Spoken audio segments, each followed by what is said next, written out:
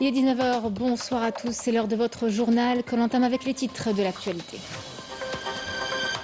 Le président de la République a accordé une entrevue périodique aux représentants de la presse nationale qui sera diffusée ce soir à partir de 21h sur les chaînes de la télévision et de la radio nationale.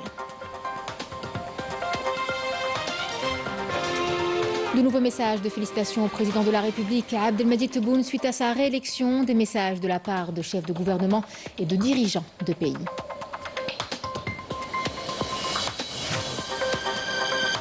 L'Algérie mène une bataille diplomatique farouche en soutien au peuple palestinien et à sa juste cause depuis son accession au Conseil de sécurité des Nations Unies. Les développements de la question palestinienne sont au centre des préoccupations de l'Algérie.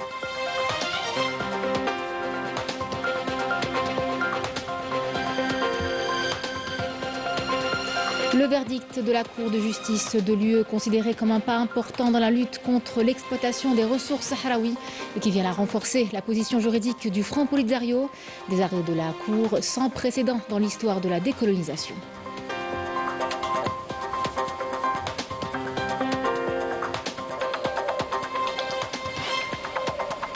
Au Maroc, la rue continue de gronder. Une marche grandiose, l'une des plus grandes jamais organisées, est prévue demain à travers tout le pays. En parallèle, les pratiques de surveillance du Marzen s'étendent à des lieux insoupçonnés. Objectif ciblé des personnes influentes.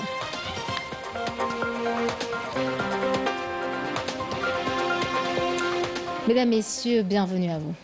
Le président de la République, Abdelmadjid Tebboune, a accordé une entrevue périodique aux représentants de la presse nationale. عند رغبة المترشحين الثلاث أمرنا ببدء في تحريات تعلن لأن الرأي العام مهتم بهذه التحريات. أنا الحكومة إن شاء الله قبل نهاية السنة أنني نبحث على أكبر كفاءات وأحسن كفاءات في هذه البلاد. بالنسبة للحوار الوطني قلت أثناء العهدة أعتقد في نهاية 25 إن شاء الله بداية 26 لازم نحضر لها. قانون الأحزاب يندار مع الأحزاب. تكل على أبنائك وعلى اقتصادك وبني اقتصاد قوي ما تحوسش تبني اقتصاد بنتاع الغير. السعر تاع البن ارتفع. احنا تحملنا باش نخلوه في السعر على بلافوني والخزينة تدفع ليكيفالون وخلاص.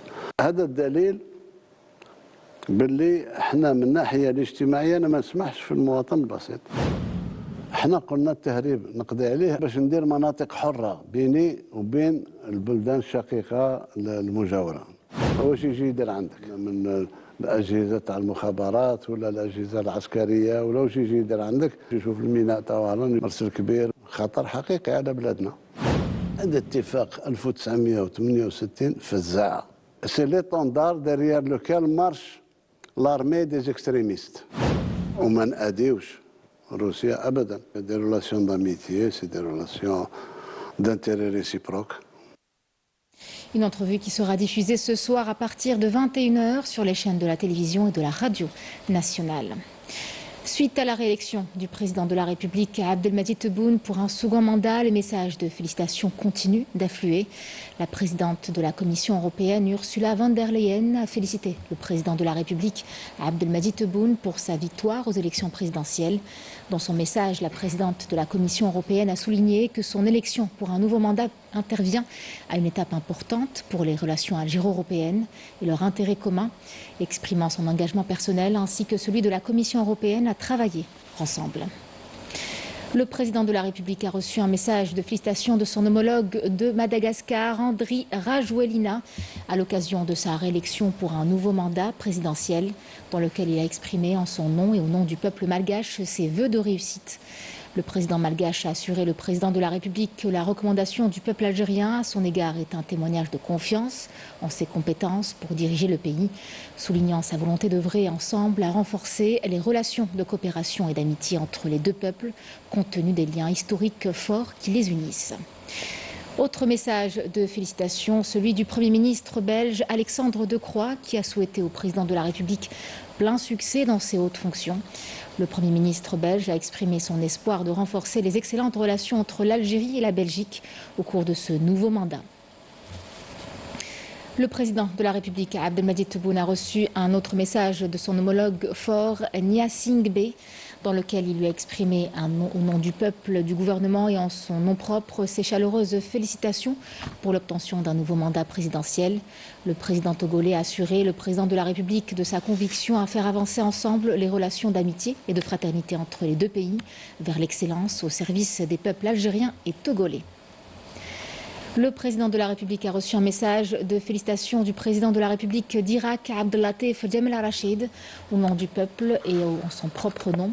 Le président irakien lui a souhaité ses sincères vœux de réussite dans ses tâches, en priant Dieu Tout-Puissant de lui accorder santé et succès, ainsi qu'au peuple algérien frère, santé et prospérité. Abdellatif Jemal al-Rachid a souligné la grande confiance et l'estime du peuple algérien suite à cette réélection, qui découle des compétences du président de la République et de l'expérience politique dont il a fait preuve tout au long de sa carrière. Dans son message, le président irakien a réitéré la volonté de l'Irak de poursuivre la coopération conjointe et de développer des relations mutuelles au profit de nos deux pays dans divers domaines. Le président de la République, Abdelmadjid Tebboune, a reçu les félicitations de son Altesse royale Henri Grand-Duc du Luxembourg pour sa réélection à un nouveau mandat.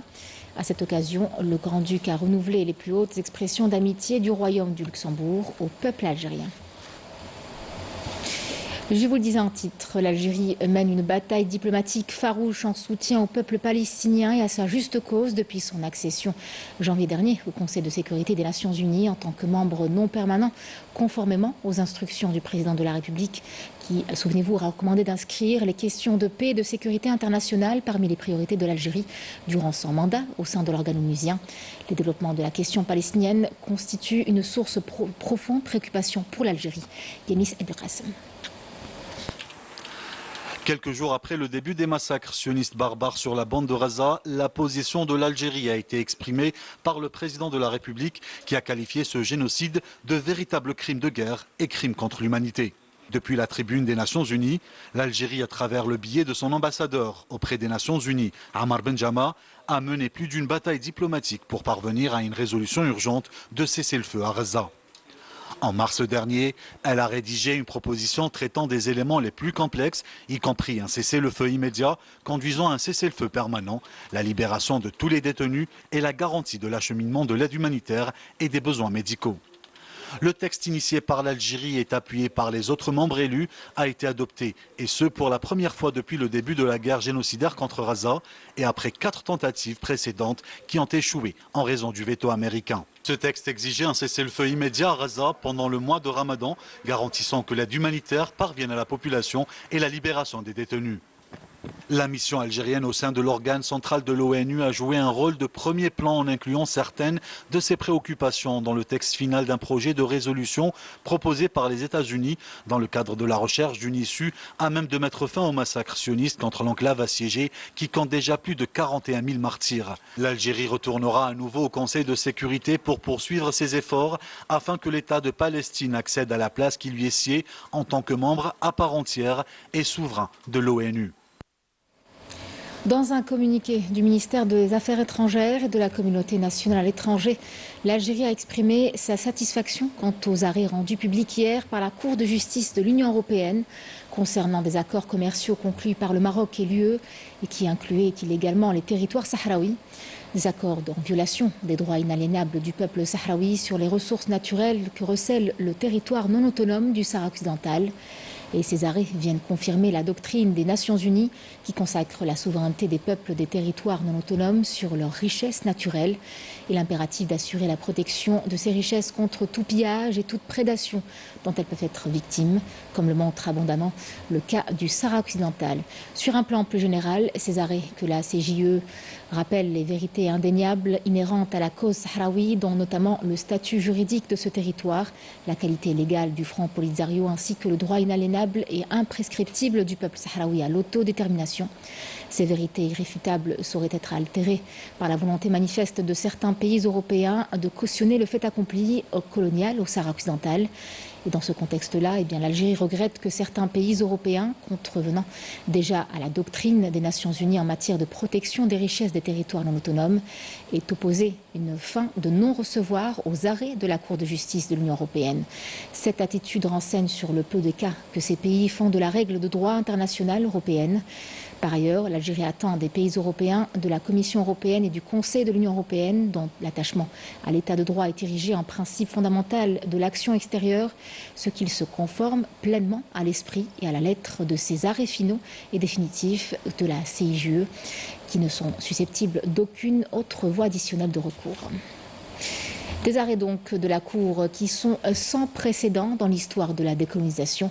Ils constituent une grande victoire pour le peuple sahraoui et le confortent dans sa lutte pour la liberté et l'indépendance.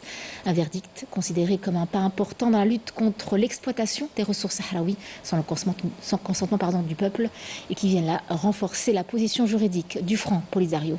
Walid Yousfi. Marquant le triomphe de la légalité internationale sur le fait accompli, ces arrêts portent un coup fatal à l'occupant marocain puisqu'ils le privent de leviers économiques et politiques pour maintenir sa présence illégale dans le territoire et poursuivre sa politique de colonisation du territoire par la spoliation des ressources naturelles sahraouies. La Cour de justice de l'Union européenne, qui a statué en faveur du Front Polisario, a rejeté les recours introduits par le Conseil et la Commission européenne, synonyme d'annulation des accords signés entre le Maroc et les 27 et étendus illégalement au Sahara occidental occupé. La Cour de justice estime que les accords commerciaux UE-Maroc de 2019 en matière de pêche et de produits agricoles auxquels le peuple du Sahara occidental n'a pas consenti ont été conclus en méconnaissance des principes de l'autodétermination et de l'effet relatif des traités. Cette même Cour rappelle d'abord l'ensemble des acquis de 2016 et de 2018 comme une base intangible, à savoir que le Sahara occidental dispose d'un statut séparé et distinct par rapport au territoire marocain et que le peuple sahraoui constitue un sujet de droit international tierce aux relations UE-Maroc dont le consentement est incontournable. La présidence sahraoui a affirmé qu'en réponse aux agissements irresponsables de certains États européens, en particulier la France et l'Espagne, qui, par des décisions unilatérales, ont cru pouvoir altérer le statut international du territoire, les arrêtés de la Cour rappellent avec force que la question du Sahara occidental est une question de décolonisation et qu'il n'existe pas de solution en dehors du strict respect du droit à l'autodétermination et à l'indépendance du peuple sahraoui. Par son représentant, à savoir le Front Polisario, le peuple sahraoui dispose désormais d'une voie d'accès garantie aux juges de l'Union européenne pour contester toute question touchant à l'intégrité territoriale du Sahara occidental et à l'exploitation des ressources naturelles. Cet apport décisif empêchera tout nouveau contournement des décisions de justice.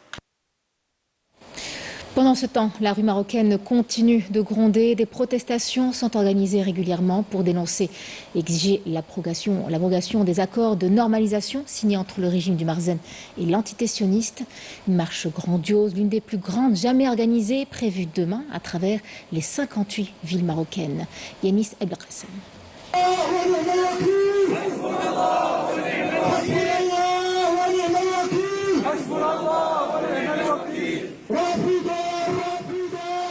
Une vague de contestation sans précédent est prévue demain à travers 58 villes marocaines.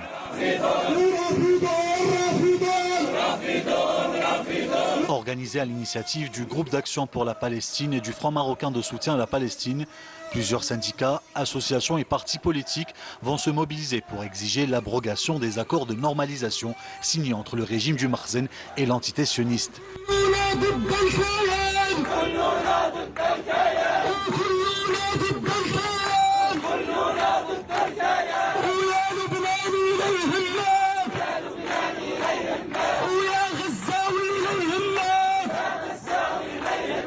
Ces manifestations vont même au-delà de la simple abrogation des accords. Ils réclament la fermeture du bureau de liaison de l'entité sioniste à Rabat et l'expulsion de ses employés.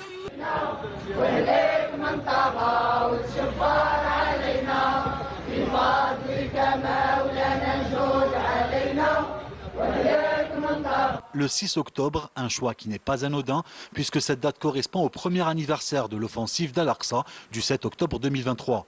Les organisateurs ont voulu marquer cet événement dans un contexte particulier en dénonçant la persistance des agressions contre le peuple palestinien et libanais.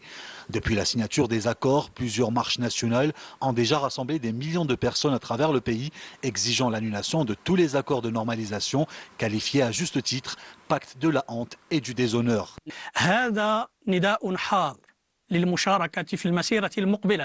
Ceci est un appel urgent à participer à la prochaine marche le dimanche 6 octobre pour commémorer le premier anniversaire de l'opération d'Al-Aqsa. C'est un appel à soutenir la Palestine, la terre des libres, le rassemblement des nobles, l'abri des opprimés et l'inspiration des résistants. Cette marche est un message de soutien et de solidarité avec nos frères et sœurs palestiniens. Car chaque parole, chaque marche, chaque publication ou tweet ou toute forme de participation blesse les sionistes et leurs alliés. Nous saisissons également cette occasion et cette marche pour dénoncer toute forme de normalisation avec l'entité sioniste. Le Front marocain de soutien à la Palestine et contre la normalisation a dressé son dernier bilan depuis octobre 2023. 8 marches nationales ayant rassemblé des millions de personnes, 180 marches locales, 600 manifestations locales et 8 journées nationales de protestation à travers la majorité des villes marocaines. Un bilan impressionnant qui révèle le fossé grandissant entre la politique officielle de normalisation menée par le régime du Makhzen et l'opinion publique marocaine profondément attachée à la cause palestinienne.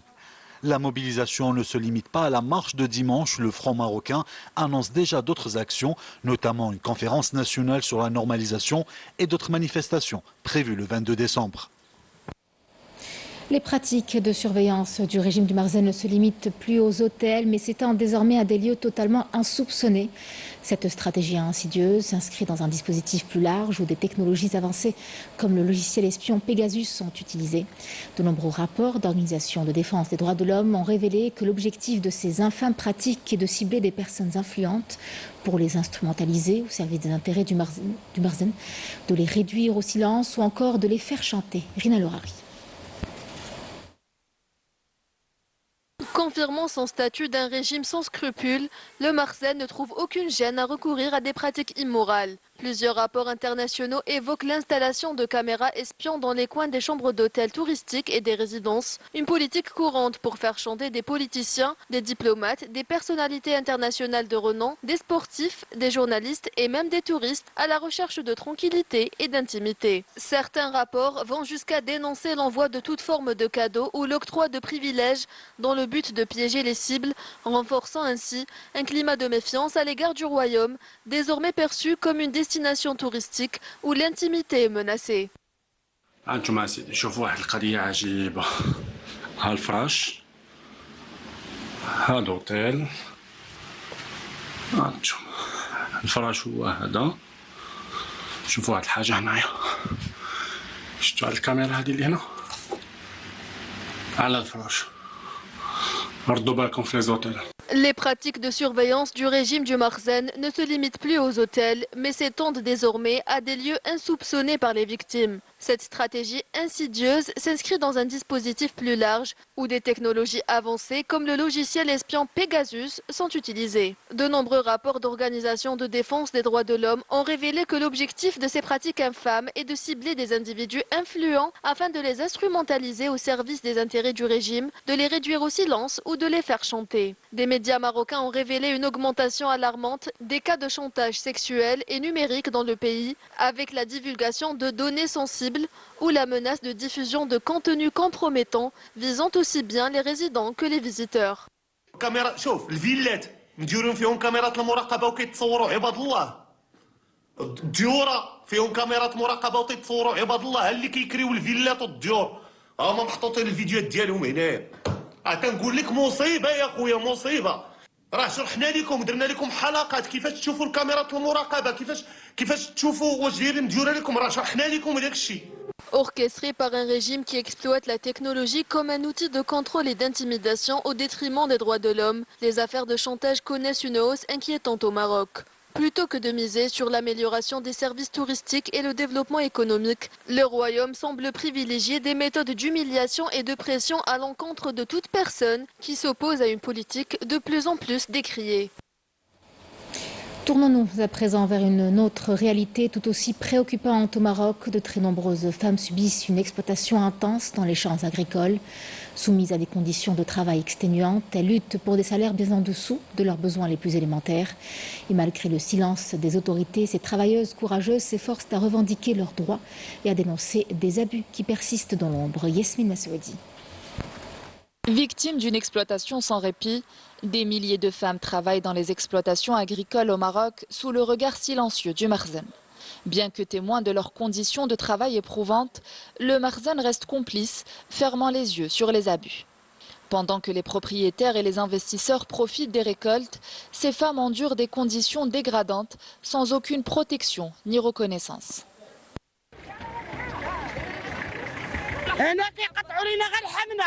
كيعطوه لنا ناكلوا من لحمنا كناكلوا من لحمنا كنخلصوا الكرا ولا تمرت الراجل ما بقاتش كتخدم كتخرج للفساد ولا ما تخدمش المراه كتربي ولادها المراه خصها تكون في محلها ماشي تخرج تخدم خارجه مع 4 الصباح مديه ولادها عند المربيه مخليه محلها مخليه كل شيء وكيحقرونا وما كيديوناش نخدموا يديونا عاد صغار قال لنا انت بكم الصداع ما كتخدموش والبنات تيتعرضوا للتحرش بهذا الشيء ديال حيت الدراري ما خدامينش كيردوا فيهم داك العنف والانتقام ديالهم.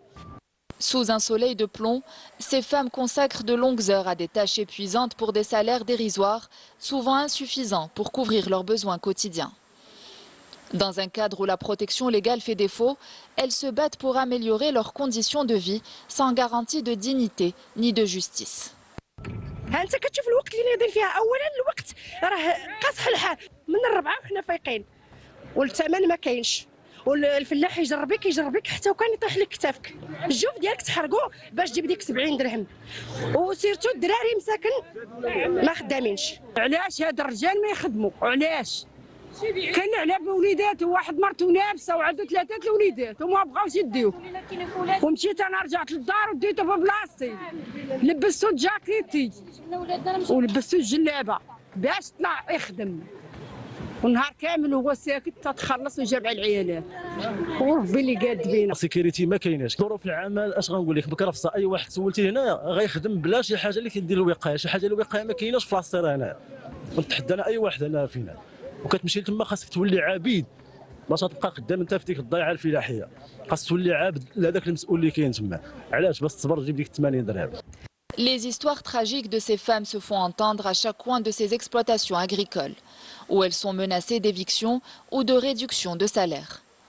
Appréhendant la perte de leurs moyens de subsistance et face au silence d'un système qui considère ces abus comme des détails insignifiants, le cri réprimé de ces travailleuses constitue une dénonciation de l'injustice et de l'oppression qui les entoure. Les centres et bureaux de vote pour le scrutin à l'étranger de la présidentielle tunisienne installés dans les pays arabes, européens et d'Asie de l'Est ont ouvert hier leurs portes à annoncer l'instance supérieure indépendante pour les élections. Selon cette même instance, ce scrutin se déroule dans de bonnes conditions logistiques et d'organisation. Le vote à l'étranger pour l'élection présidentielle se poursuivra jusqu'à demain, date du scrutin sur le sol tunisien. Les chiffres officiels indiquent que 6,6% du corps électoral est établi à l'étranger, soit 642 810 électeurs répartis sur 59 pays, avec un total de 319 centres et 409 bureaux de vote. L'Algérie ainsi que la Slovénie ont appelé hier à la tenue d'une réunion du Conseil de sécurité des Nations Unies sur la situation humanitaire dans la bande de Gaza. Un appel qui intervient face à la gravité des événements dans l'enclave compte tenu des récents développements sur le terrain.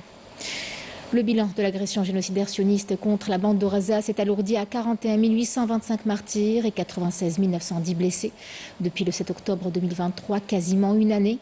Les arrestations sont toujours aussi nombreuses et aléatoires. Les forces sionistes ont arrêté depuis hier 25 civils palestiniens en Cisjordanie occupée, y compris des ex-prisonniers.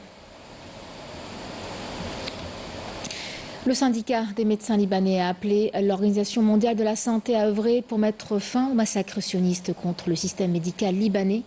Le pays a déclaré avoir reçu hier des aides médicales de l'OMS et du Haut Commissariat des Nations Unies pour les réfugiés, alors que le pays fait face à des frappes continues des forces d'occupation sionistes. Chez nous, en Algérie, les efforts déployés pour améliorer la santé publique portent leurs fruits, notamment dans les régions frontalières d'Ingezem et de Borj Bedi Mortar.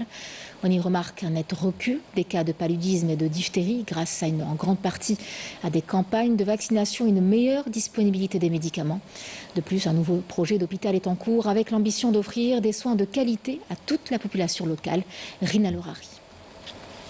La prise en charge rapide et efficace des cas de paludisme et de diphtérie découverts dans les wilayas de l'extrême sud algérien n'a pas tardé à porter ses fruits. Une baisse significative de ces cas a même été enregistrée à Ingezem et Borj Bedi Mortar, résultat des nombreux efforts déployés par les pouvoirs publics qui ont assuré les soins et les médicaments nécessaires à travers l'ensemble des centres de santé, notamment dans la commune de Timiaouine.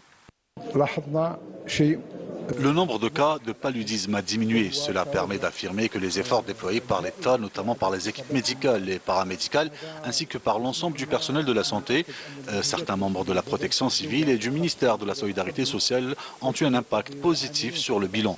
Un autre point important est la disponibilité des médicaments nécessaires pour traiter le paludisme et la diphtérie au niveau de Borj Bedi Mortar, bien qu'aucun cas de diphtérie n'a été enregistré dans cette wilaya.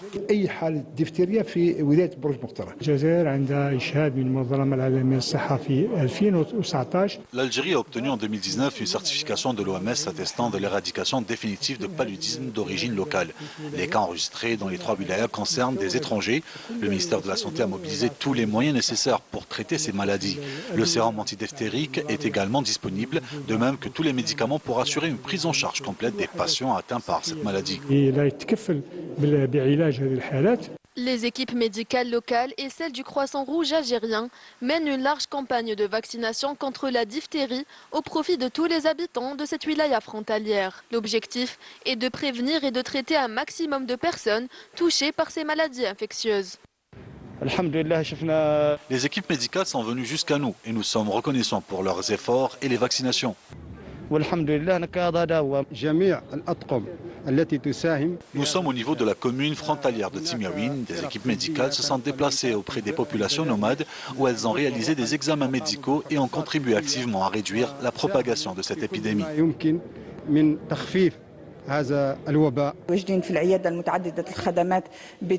Aujourd'hui, nous nous trouvons à la polyclinique de la commune de Tinzawatine où le nombre de patients est très réduit. La vaste campagne de vaccination menée par des équipes médicales et les équipes de la protection civile qui a touché tous les citoyens, y compris les populations nomades, continue de porter ses fruits.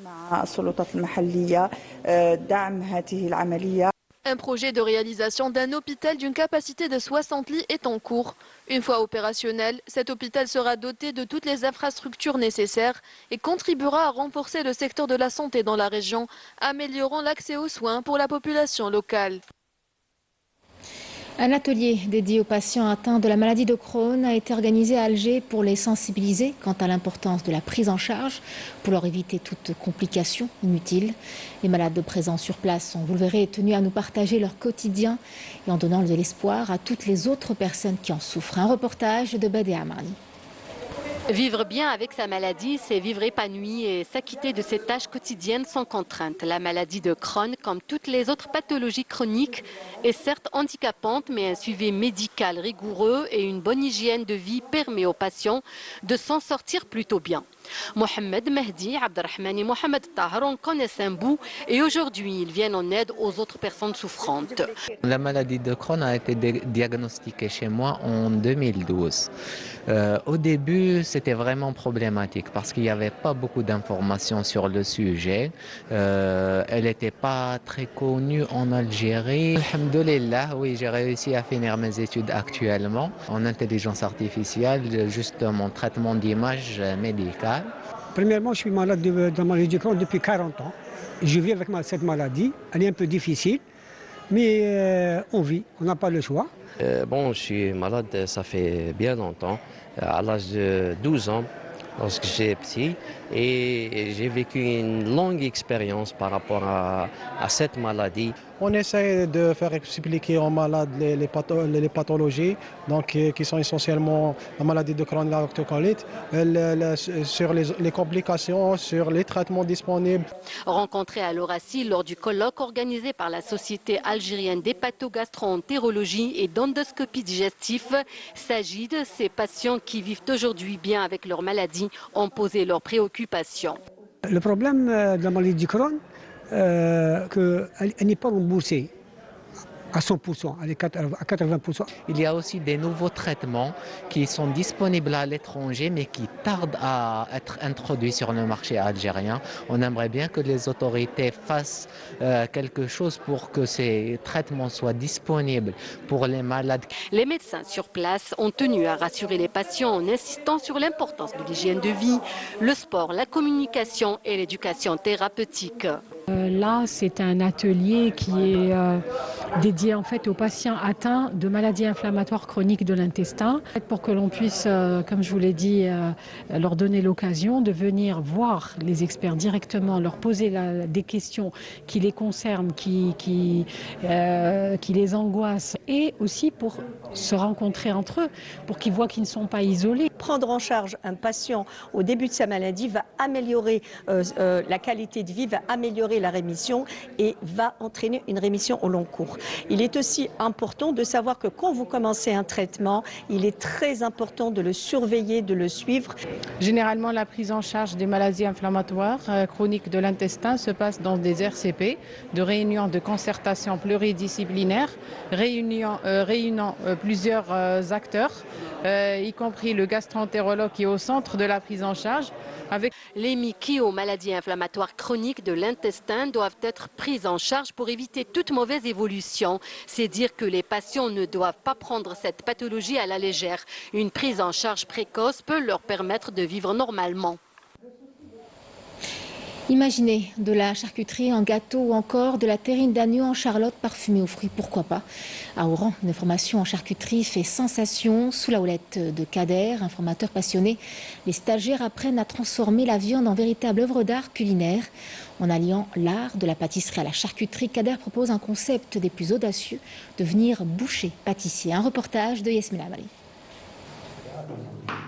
Au cœur de cet atelier, l'ambiance est studieuse. Kader, boucher-pâtissier de métier, est à l'œuvre, entouré de ses stagiaires, devant son plan de travail. Il découpe, façonne et garnit des créations qui surprennent autant par leur forme que par leur saveur. Ici, on ne se contente pas de découper la viande seulement, on la transcende pour en faire une véritable création culinaire. Sous l'œil vigilant de Kader, les stagiaires suivent attentivement ses directives. Apprenant chaque geste avec soin, aujourd'hui, il travaille sur un nouveau concept innovant dans le monde de la charcuterie, la pâtisserie de viande. Je voulais innover en appliquant l'art de la pâtisserie à la viande, en créant les tartes et feuilletées à base de viande et de saveurs locales, pour la rendre plus attrayante, surtout pour les enfants.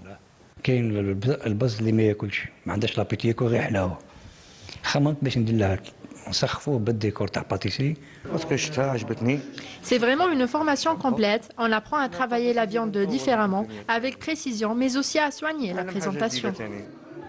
Après l'effervescence de l'atelier, Kader se rend aujourd'hui dans la boucherie de l'un de ses stagiaires pour un suivi personnalisé. Ce stagiaire, qui a récemment terminé sa formation en pâtisserie de viande, met déjà en pratique les enseignements reçus. À son arrivée, Kader est accueilli par un étalage de créations charcutières, tartes feuilletées, roulés de viande farcie et autres délices inspirés de leur formation. Ce stage m'a appris à travailler la viande de façon plus créative, en l'associant à d'autres ingrédients avec une précision technique et un aspect artistique que j'apprécie.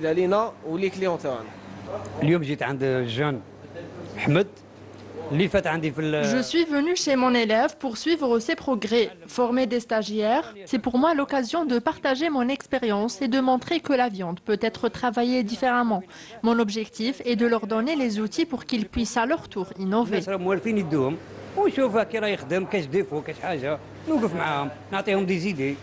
Le concept de boucher-pâtissier de Kader révolutionne la charcuterie en alliant créativité et technicité, formant une nouvelle génération d'artisans capables de transformer la viande en œuvre culinaire et ouvrant la voie à une tendance prometteuse qui pourrait bien devenir incontournable dans les boucheries de demain. Alger-la-Blanche est de retour. La capitale bénéficie depuis aujourd'hui d'une campagne de nettoyage au niveau de plusieurs régions. On vous emmène ce soir à l'est, plus précisément à Borj El Kifen. De nombreux bénévoles se sont rassemblés pour nettoyer les espaces publics situés à proximité de leur quartier. Walid Yousfi est allé à leur rencontre. Regardez. Pour ces jeunes, l'amour de la patrie, c'est aussi la prise de conscience quant à l'importance de leur implication dans les actions citoyennes. Joignant l'acte à la parole, ils se sont mobilisés dans ce jardin de Borj El Kifen depuis 7 h du matin. Entre associations sportives et bénévoles, ces volontaires se sont fixés comme objectif de protéger l'environnement à travers le nettoyage des lieux. Plusieurs dizaines de kilogrammes de détritus ont été ramassés en quelques heures seulement. C'est la 3e opération du genre qu'on organise en collaboration avec le wali délégué de la circonscription de Dagbeda. 9 associations sportives sont présentes aujourd'hui avec nous. Lors de cette journée, nous comptons nettoyer une majorité des quartiers et des jardins publics de cette région. L'opération comprend aussi des stades de proximité fraîchement rénovés. Ces associations sportives ont reçu l'aide d'une trentaine de bénévoles, entre des enfants venus en équipe ou encore des pères de famille. Tous motivés par la volonté de faire un geste pour l'environnement. Je suis coach et j'ai profité de l'occasion pour ramener les membres de mon association sportive pour les impliquer dans ce mouvement citoyen. Ça permet de renforcer la cohésion de l'équipe.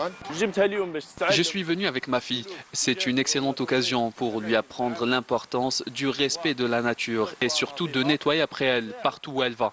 Elle m'aide depuis ce matin à nettoyer les lieux et cet après-midi, elle pourra profiter de ce jardin propre et y jouer autant qu'elle veut. Cette campagne de nettoyage a marqué les différents espaces publics de la capitale afin de redonner à Alger-la-Blanche la splendeur qui a toujours fait sa réputation. Revenons à Oran, mais pour vous parler cette fois de la 12e édition du Festival international du film arabe, qui promet d'être une totale immersion dans le monde du cinéma arabe avec des dizaines de films en compétition. La cérémonie d'ouverture a été en tout cas marquée par un hommage à des figures emblématiques comme Costa Gavras, notre envoyé spécial Emel Bej.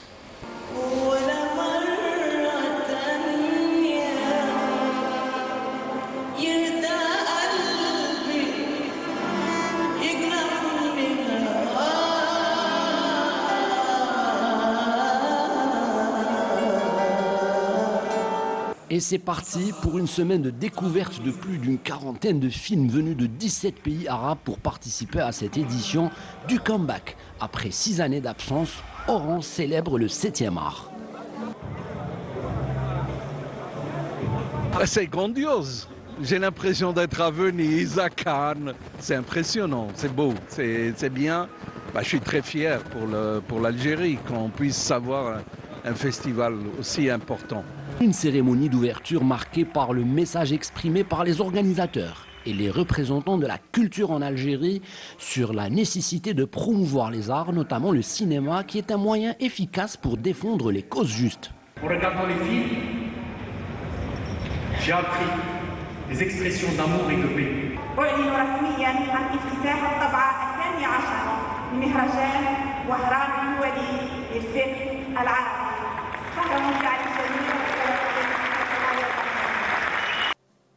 Des hommages et de la reconnaissance envers des cinéastes pour leur engagement et leur parcours exceptionnel. Un hommage a été rendu à Costa Gavras, à Michel Gavras, mais également à Mohamed Lakhdar Hamina et le comédien égyptien Mohamed Hamida. D'abord, c'est un immense honneur de voir que les gens nous acceptent, et c'est formidable de voir. Mais ce qui m'a profondément fait plaisir, c'est que le cinéma algérien commence à renaître. J'ai connu la première naissance dans les années du début, juste après la libération, l'indépendance. Et vous avez fait, le cinéma algérien a fait des œuvres formidables un peu partout, il y a eu des prix partout, etc. Bon, il y a eu une chute, un apaisement, je dirais. Et puis ça a l'air de reprendre. La discussion que j'ai eue avec la ministre m'a donné cette impression. et que ça reprend. Et ça, c'est formidable. Non, ça me fait très plaisir et en plus, ça a l'air d'être très professionnel. Et je pense que l'Algérie a besoin de ce genre de festival. Les projections commenceront ce samedi dans toutes les salles de cinéma de la ville d'Oran. Et l'invitation est adressée à tous les amoureux du 7e art. Et pour en savoir davantage, nous rejoignons en direct d'Oran notre envoyé spécial sur place, Emile Nebech. Emile, bonsoir. Alors, ce soir, on imagine bien que tout un programme attend les passionnés du cinéma, avec des projections de films primés et certainement des rencontres. Bonsoir à toutes et à tous, bonsoir Nour. Donc on est à la Cinémathèque d'Oran, en plein cœur de la ville, à la rue Arbi Ben Mehdi, où se déroule en ce moment la projection du film syrien Sous le ciel de Damas de Hiba Khaled. Juste avant, on a découvert ici, vers 16h, le documentaire de l'Algérien Mohamed Latrache qui parle de Zinette, qui rend hommage à l'un des pionniers du cinéma algérien qui s'intitule Zinette. L'Algérie, le bonheur ou le bonheur, l'Algérie. En tout cas, le public a réagi avec beaucoup d'émotion sur ce documentaire. Dans la matinée, on a découvert et vu le film de Lotfi Bouchouchi, La Gare. Et puis on est parti à la salle Saada pour voir un documentaire qui parle d'une catégorie très sensible de notre société. C'est les enfants autistes et trisomiques et cancéreux qui nécessitent tout notre intérêt. À 20h, on attend avec impatience à la salle Le Maghreb l'entrée en compétition du film jordanien Inch'Allah Walid de M. Jadar Rachid. Et puis voilà, ce sont les nouvelles qu'on vous donne d'Oran. En tout cas, on reste là à votre disposition pour vous donner plus d'informations. Tout ce qui se passe ici à Oran vous sera bien sûr relaté dans les différentes éditions des journaux télévisés de Canal Algérie et puis nos émissions. Merci à vous. Merci Nebech. Nous vous retrouverons lors de nos prochaines éditions, vous l'avez dit. C'est la fin de ce journal. Merci à vous de l'avoir suivi. Je vous souhaite une excellente soirée et puis à très vite.